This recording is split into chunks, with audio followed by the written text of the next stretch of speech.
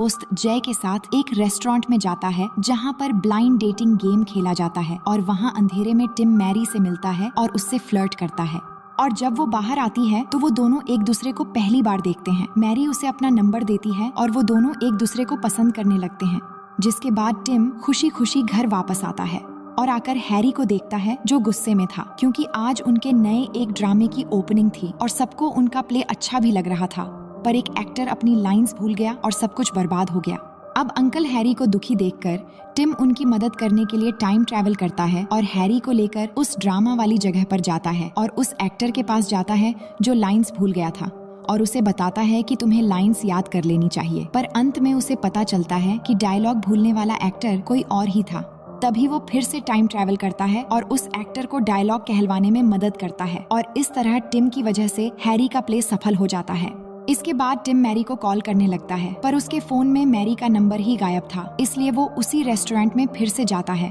और वहाँ के एक आदमी से मैरी के बारे में पूछता है और वहाँ उसे समझ आता है कि उसने हैरी की मदद करने के लिए टाइम ट्रैवल किया था, इसलिए वो उस शाम को मैरी से कभी मिला ही नहीं था। अब हैरी तो खुश था पर टिम मैरी के बारे में सोचकर दुखी था। तब उसे याद आता है कि मैरी ने बताया था कि उसे एक मॉडल बहुत पसंद थी, इसलिए वो उस मॉडल के एग्जीबिशन में जाता है और थोड़ी देर इंतजार करने के बाद यहाँ उसे मैरी दिखाई देती है। पर जब वो उससे बात करने जाता है तो मैरी उसे पहचान नहीं पाती, लेकिन टिम कुछ समय उससे बात करके कुछ वक्त उसके साथ बिताने के लिए कहता है तो वो मान जाती है और वो अपने एक दोस्त से भी टिम से मिलवाती है और फिर तीनों एक साथ कॉफी पीने लगते हैं। तो उसे पता चलता है कि मैरी के अब एक बॉयफ्रेंड भी है जिसका नाम रूपर्ट है, लेकिन टिम इस बात पर भरोसा नहीं कर पाता और फिर उनसे पूछताछ करने के बाद वो बताते हैं कि वो एक पार्टी में पहली बार मिले थे। जिसके बाद टिम टाइम ट्रैवल करके उसी पार्टी में जाता है जहाँ मैरी रूपर्ट से मिली थी और रूपर्ट से पहले ही सही वक्त पर उस पार्टी में पहुँच जाता है और वहाँ मैरी को अकेला देखकर उससे बात करने जाता है और उसे उस पार्टी से बाहर ले आता है।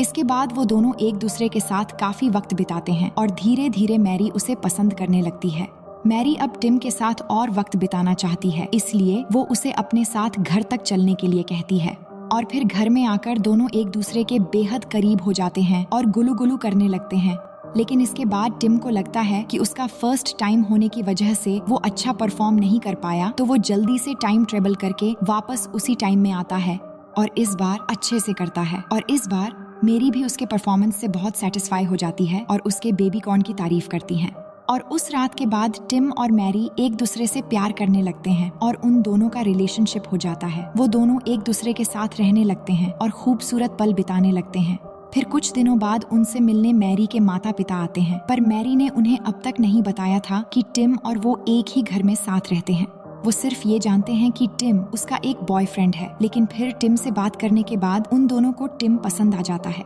इसके बाद हम देखते हैं कि एक रात टिम शार्लेट को देखता है और वो उससे मिलने जाता है। शार्लेट उसे अपनी एक दोस्त से मिलवाती है जिसे वो अपनी गर्लफ्रेंड कहकर बताती है और इससे टिम को लगता है कि वो दोनों लेस्बियंस हैं, पर ऐसा कुछ नहीं होता और इस तरह वो बातें इतनी बिगाड़ देता है कि पास्ट में जाकर फैसला करता है कि वो शार्लेट से मिलेगा ही नहीं। पर बाहर जाते वक्त उसे शार्लेट देख लेती है और वो दोनों एक दूसरे से बातें करने लगते हैं और यहाँ से वो टिम को डिनर पर ले जाती है और उसे कहती है कि मैं तुम्हें अब पसंद करती हूँ और मुझे तुम्हें रिजेक्ट नहीं करना चाहिए था। इसके बाद वो टिम को अपने घर तक छोड़ने के लिए कहती है और आने के बाद उसे अंदर बुलाती है, पर टिम अंदर ना जाकर वहाँ से चला आता है और तब उसे समझ आता है कि वो मैरी से कितना प्यार करने लगा है। वो घर आकर मैरी को प्रपोज करता है और मैरी भी शादी करने के लिए मान जाती है। इसके बाद टिम उसे अपने परिवार से मिलवाने ले जाता है और वो टिम की माँ के साथ आसानी से घुल मिल जाती है और घर पर कैथरीन भी होती है जो मैरी से मिलकर बहुत खुश होती हैं। अब रात को डिनर के समय टिम सबको बताता है कि मैरी प्रेग्नेंट है और हम जल्द ही शादी करने वाले हैं और ये सुनकर सब मान भी जाते हैं।